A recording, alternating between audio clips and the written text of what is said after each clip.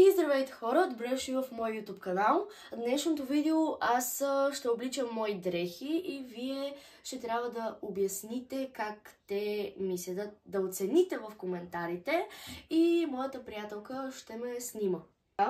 Първата дреха е ето това худи на панделка и тези дънки на панделка. И сега след 3, 2, 1 ще видите как ще ги облека. 3, 2, 1.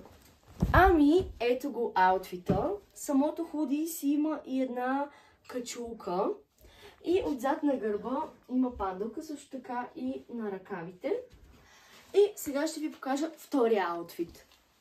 Ами, втория аутфит ще е пак с тези дънки. И това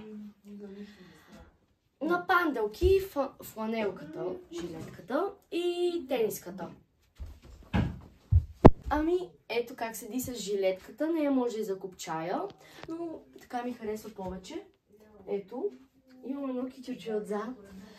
Ето и блузката с котенцето.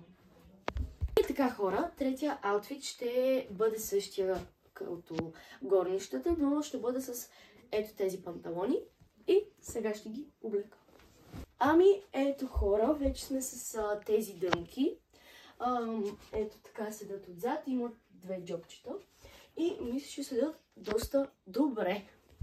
И така хора, вече жилетката няма и реших да я комбинирам с ето това худи на панделка и ето тази шнола.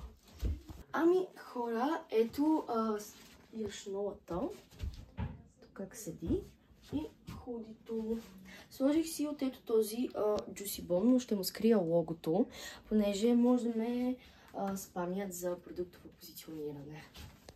Ами хора, това бяха последните аутфити, които направих с моите дрехи от поръчката ми от Temu.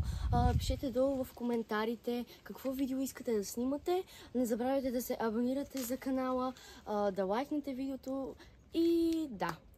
Чао, чао!